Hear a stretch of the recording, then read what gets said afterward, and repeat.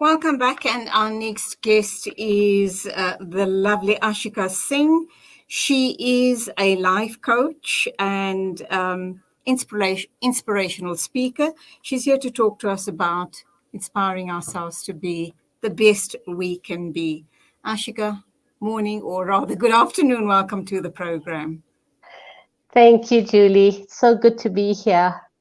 Why do I get a sense that we've talked before? I think we have. I've been trying to replace that for a while. I was at a function on Sunday where you gave an amazing speech, and I felt that I needed to have you on air. I keep telling my producer we're not speaking to life coaches any longer. We've really spoken to lots of them, and we're done with life coaches. But after hearing you on Sunday, I was so inspired and decided to have you on air. But I'm more than certain we've talked before, but it will come to me later. What I like about how different you are, your different approach to coaching, and I should imagine mentorship and really finding yourself and being the best version of yourself, is your approach. You've got this holistic approach that you talk about. Tell us about that. Yes. Wow. Yes. So naturally, I also started my journey from my personal experience. And I think the best form of teaching we can provide to any community is having walked it ourselves. And naturally, having gone through grief, sadness, pain, and all of the lovely things life delivers our way, I explored in an holistic view. And it just wasn't enough to look at the psychological view. It just wasn't enough to look at the spiritual view. It just wasn't enough to look at the personal development view, because something was missing. And I found that through my personal journey, when I integrated it, when I was able to look at it from a multiple view, it gave me that personal peace that I was looking for. And it not only brought understanding, because for me, it's important that when one is dealing with some kind of trauma or life challenge, we want the quick fix. I think we live in a world of microwave results. And, naturally in the world of business, marketing, and advertising, everyone's selling today this personal development, just drop a word and you can shift your life. And for me, it was not that experience. I never found a shortcut to personal peace. I never found, a short lift, as we would say in South Africa, to that, random place of happiness. And it involved vulnerability. It involved me being willing to search and learn and be open to learning.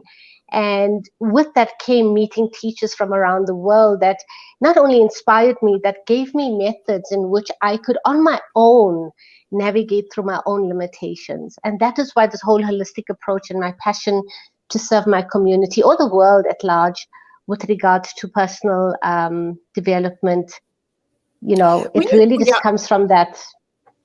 When you talk personal development, now I must apologize.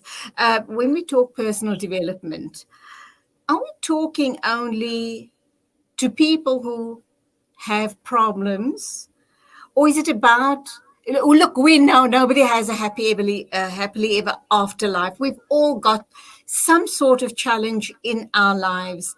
It may be our children, our husbands, our finances, our bosses, whatever it is, but everybody has got a challenge in life, and we all want our happily ever after. How close can we get to a happily ever after? And what sort of interventions need to be put in place? What sort of self-awareness needs to happen for us? Maybe you'll say to me there's no happily ever after, but at least there's a state of acceptance and comfort and contentment. I agree. That place of peace, that place of contentment, the place of comfort, and the place of ease. And so, yes, naturally, I believe that every human has path, and that path must include obstacles. Otherwise, where is the meaning? Where's the overcoming? Where's the learning? Where's the growing? What is the point to life after all? And so personal development for me is about the personal journey that we are creating. And there is an education that I felt was missing from our lives in the first 7 to 14 years of our life. What if we had an education about what to do, what to be, what to have when life challenges come, when someone dies or someone leaves, or we feel abandoned, or we feel lost, or we feel harmed, or we feel hurt, and, just trudging along to survive. What if there was that education? So for me, personal development is developing those parts of ourselves where we've not had influence, support, and guidance to shift the pain or the struggle or the discomfort or the dis-ease that we were enduring. But I think as mothers or as parents, we don't want to subject our 7-year-olds or our young teenagers to those type of scenarios. It's almost like we love them too much. We don't want them to feel pain. We don't want them to feel discomfort. And yet we know, I mean, when I think of my childhood, what a difficult childhood it was, it made me a fighter. It made me strong. It made me who I am. I may not be perfect, but at least I can stand up and fend for myself. Absolutely. I see that warrior aspect in all of us as humans. And some of us get it. Some of us find that. And some of us don't. And we may find it in some areas and not in all areas. And that is the conundrum of life. I think everyone has within them that survivor, the one that's the overcomer. But there also comes a time in life. Yes, for a 5, 7, 14-year-old, it's a different scenario. As parents, we don't want our children to go through that, but our children do go through that. They go through all kinds of experiences that we don't have control over. We wish we could have control over, right? I wish I could prevent my children from not experiencing grief. I wish I could save them from not losing people that they love, but that is beyond our control.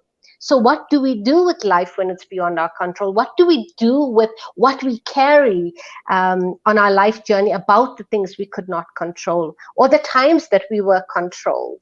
How do we make sense of it? Because sooner or later, it's going to manifest in that physical body. It's going to manifest in the bank account. It's going to manifest in that romantic relationship. It's going to manifest with your personal relationships. It is going to manifest. And when these things manifest, what do we do? Do we sign up for that contract of a disease that's going to take us to our, end of life? Do we sign up for the struggle in relationships, the conflict that we go through in families?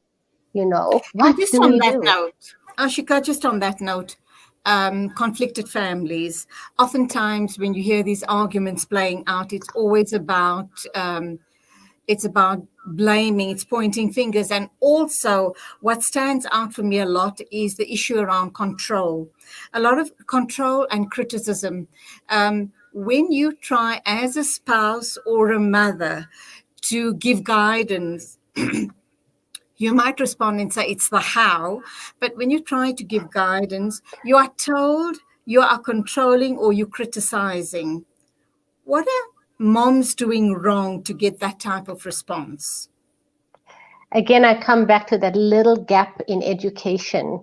Have we been taught how to communicate effectively and safely that includes everyone?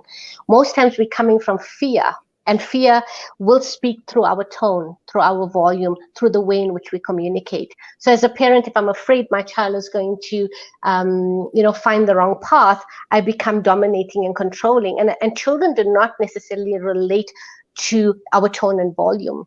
So as parents that are raising children, perhaps the education is on effective communication, where the child is included and our tone and volume can be managed, and we learn how to process the fear we're actually running. Because once we run with it, we become blinded by it.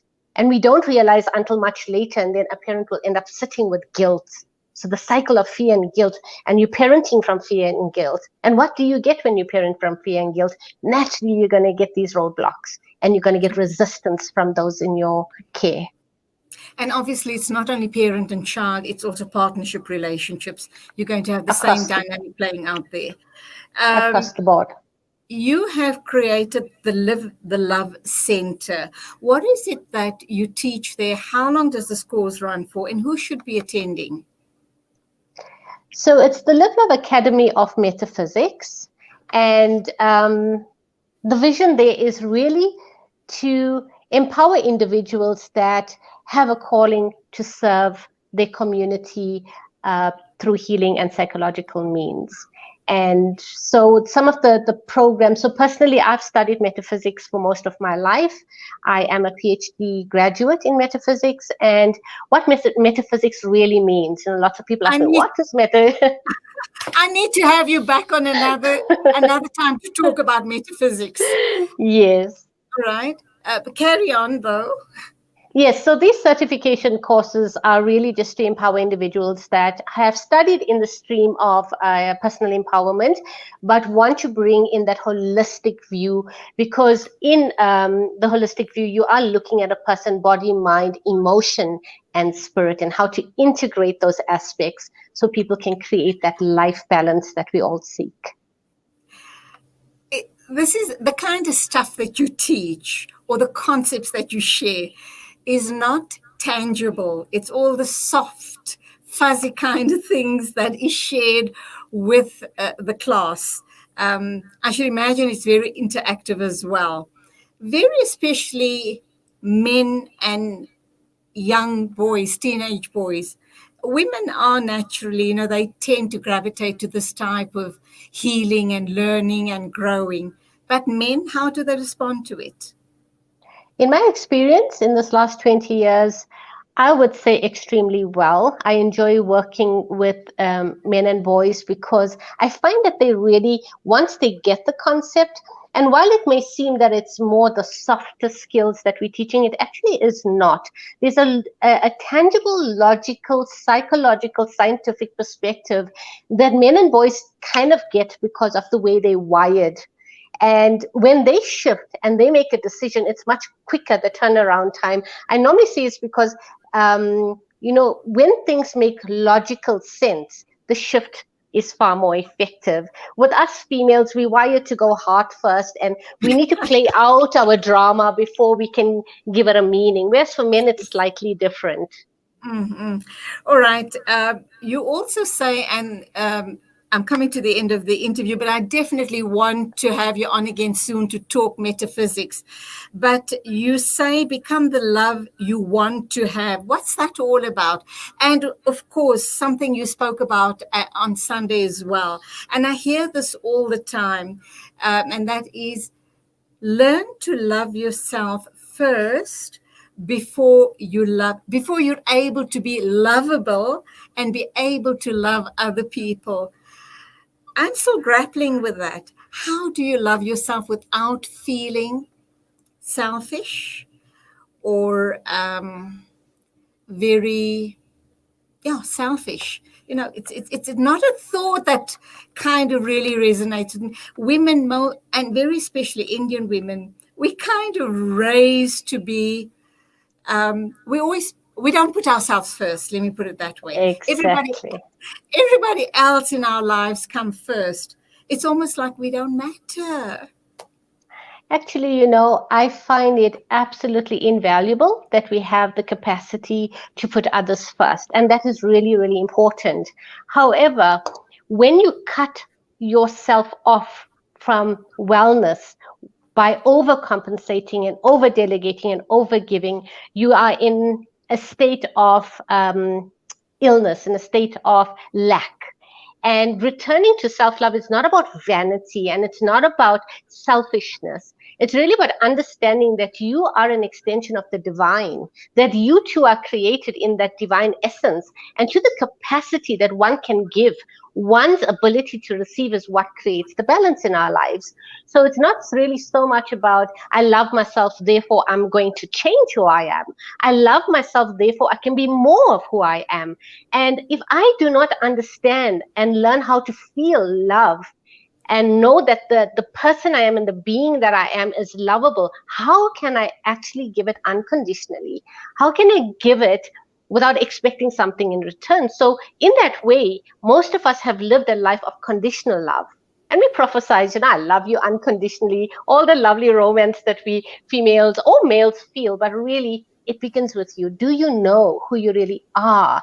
Do you know what you hold at the core of your being? Do you know that your loving is so important that loving yourself will amplify your wellness? It will amplify the cells in your body. It will bring chemistry, balance in your brain. It is just amazing what self-love can do. It's just like turning the switch on for yourself, at least. Turn the So lights on. It's not learning to become arrogant or narcissistic in any way. That's just another problem. Okay. How do we're not taught these things as we grow, as we grow up. We are not taught. I know mom always wants her little boy or little girl to be the champion, the best at whatever they do or say. And sometimes we turn out or we raise our kids to be arrogant and not very likable and too proud, etc., etc. But we're not taught how to live fully and wholly, as as you've just indicated. I wish this was taught at school, to love yourself, to respect yourself. And you speak about the divine as well. Let your divine beauty and your divine essence touch other people, because if it touches other people, it's gonna come back to you. And I'm so sad. Carry on. Sorry. Yeah, sorry, Julie. So that's just the point of everything, right? Is that if the education is missing, let's make a platform. Let's create a platform for the education. So Live Love Academy's focal point is creating that platform to educate the missing pieces when it comes to this humanitarianism that we all have in us. And we love the world. So learn to live that love purposefully. And I work extensively with people. Yes. It's about yes, Julie. Learning to be a better version of yourself, is it not? A better, healthier, whole version of yourself. You need to become whole. You say we're sitting with diseases today, and those diseases have a trigger in those emotional absences of love, self-love, self-care, self-nurture, learning to say yes, learning to say no, balancing out that relationship we're having with ourselves. Okay, I have to end the interview now. How does one attend this course? How long does it run for, and what sort of costings are we looking at? Well, it depends. There's two scenarios. There's one where people come for personal developments. Those are retreats and workshops and life coaching and all those personalized programs. They can cost from anything from 1,500 Rand a program up to 4,000 Rand. And those that want to train, we have about 6 to 7 modalities for different niches, passions, and purposes. And they average anything between 12 and 15,000 Rand. The courses run about 6 months. They're mostly online part-time. And they just lead one into the other. So I think if people really want to get started, go to our website, Live Love World, and start a journey. Just make a free inquiry, have a conversation with me, and I will guide you in the direction that best suits you. Brilliant. I'll be talking to you very soon about metaphysics. Thank you indeed for your time. And thank you, Julie. Absolutely. Just the energy is so beautiful. Thank you for sharing with us. Bless you, Julie. Thank you so much for having me. See you soon.